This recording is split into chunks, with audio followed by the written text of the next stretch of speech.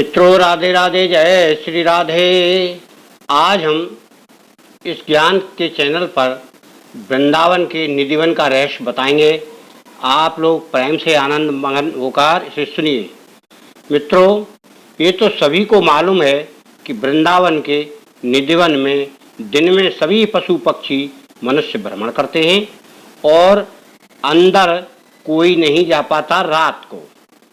अब आप दिन में भ्रमण करते हैं तो वहाँ का आनंद क्या है। बंदर दर्शनार्थियों को परेशान करते हैं और आनंद मनाते हैं, किसी का सामान भी लेके भाग जाते हैं। इस तरह से बहुत आनंद आता है निधिवन में। और निधिवन में विश्राम करने वाले विश्राम करने के उद्देश्य से जाते हैं, दर्शन करने वाले दर्शन के उद्देश्य से जाते हैं। वहाँ थकान अच्छी मिटती है। क्यों? बढ़िया एरिया है, हरा भरा है और छायादार वृक्ष हैं। अनेक प्रकार के जंगल में वृक्ष हैं, तरह तरह की डिजाइन वाले, शकल वाले। आप उनको देख के बड़े मंत्र मुग्ध हो जाएंगे।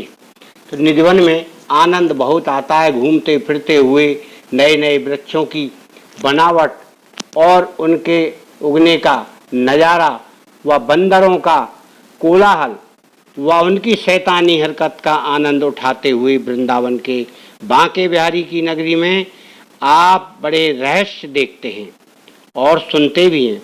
नए नए कथन और अनेकों प्रकार की कहानी आपको निधिवन के बारे में सुनने को मिल जाएंगी और लोग सुनाते भी हैं।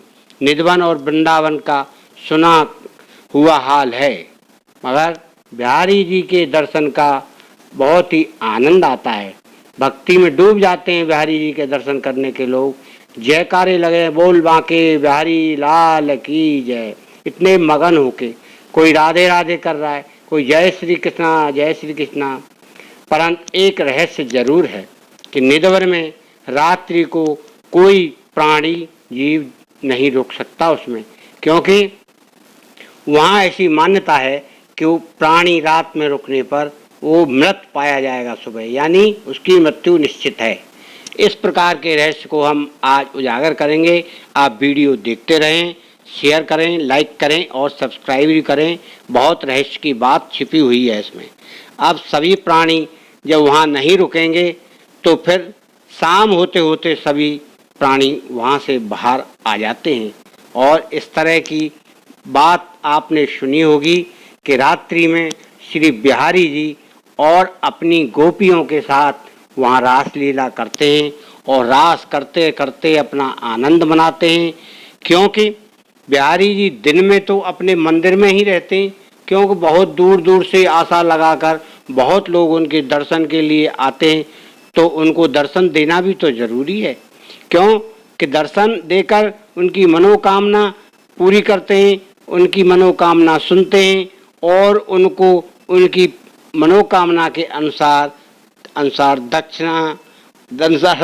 दक्षिणा क्या देते हैं, उनको एक तरह से फलीभूत करते हैं कि आप इतनी दूर से आए, हम आपको फलीभूत करने के लिए कुछ न कुछ बताएं। ऐसी भावना मन में रखो आप कि जो वहाँ जाकर फलीभूत हो जाए।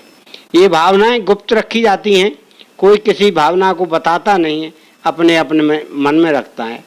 और हम इसलिए कहते हैं कि हम क्या कहते हैं, उस समय से चला आ रहा है कि 3 लोक से मथुरा नारी, तो श्री कृष्ण की नगरी मथुरा और वृंदावन, यानी मथुराई के अंदर वृंदावन आता है तो है। और वैसे उसको गोलोक भी कहते हैं। क्यों? गऊ वहाँ रखते हैं, कृष्ण जी की माया है गऊ, और कृष्ण जी के बिना गऊ अधूरी, गऊ के बिना कृष्ण जी अधूरी। तो इस रहस्य को जानने के लिए हम आपको बहुत सरल तरीका बताएंगे और उस सरल तरीके को आप सुनिए। क्योंकि जब द्वापर में कृष्ण जमाने में अर्जुन उनके साथ थे, तो अर्जुन ने भगवान से गीता का ज्ञान सुना। गीता का ज्ञान सुनते सुनते उनने ये कहा कि भगवान मैं आपका रूप देखना चाहता हूँ। तो भगवान ने क्या कहा श्री कृष्ण जी ने कि अर्जुन तू इन साधारण आँखों से मेरे को नहीं देख पाएगा, क्योंकि तेरे साधारण आँखों में शक्ति नहीं है। तो आज का जीव जो कलयुगी जीव है उसमें इतनी शक्ति कहाँ है। अर्जुन जैसा वीर प्रतापी धनुर्धर और इतना महाशक्तिशाली योद्धा होते हुए भी श्री कृष्ण ने उनको मना कर दिया और उस समय उनको दर्शन नहीं हो पाए या नहीं करने के लिए तैयार हुए। फिर उन्होंने कहा कि मैं तुझे दिव्य दृष्टि प्रदान करता हूँ, तब तू मेरे दर्शन कर पाएगा। जब उस समय में नहीं कर पाया कोई व्यक्ति, जब द्वापर था, तो आज तो घोर कलयुग है, इसमें इतनी शक्ति कहाँ लोगों में। ये कलयुग में तो कल यानी मशीन का युग है, मशीनों से काम करते, अपने ना नेत्रों में शक्ति है, ना शरीर में शक्ति है, ना मन में है, ना बुद्धि में, ना आत्मा में। इसीलिए वहाँ पर ठहरना उचित नहीं है। अगर वहाँ कोई रुक जाएगा तो प्रभु भगवान श्री कृष्ण के तेज से मर जाएगा। क्यों? कि वो उसे सहन नहीं कर पाएगा। जब सहन नहीं कर पाएगा तो मृत्यु निश्चित है।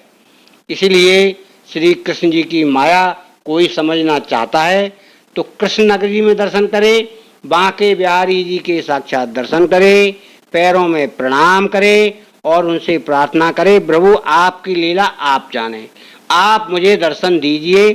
तो हो सकता है आपको सपने में या कभी कभार अनायास भी किसी के रूप में दर्शन दे जाएं, आप पहचान पाएंगे बाद में जब वो चले जाएंगे। वो देते जरूर हैं भक्त को, ये मेरा विश्वास है। और अब मैं आपको इसके विषय में ज़्यादा बता नहीं सकता। आप कृष्ण भक्ति करके देखो, आनंद मना के देखो, आपको ऐसे सरलता से मिल जाएंगे कि जिसका आप अंदाजा भी नहीं लगा पाएंगे, बड़ा आनंद आएगा। तो कृष्ण की माया बड़ी अजब है। बांके बिहारी वृंदावन में आप जाओ, दर्शन करो, गोवर्धन, राधा कुंड और बरसाना, नंदगाम, गोवर्धन और इधर के सब पूरे ब्रज के 84 गांव हैं। और ब्रज 84 कोस तो वैसे ही अनोखा है। क्यों? 3 लोग से न्यारा है।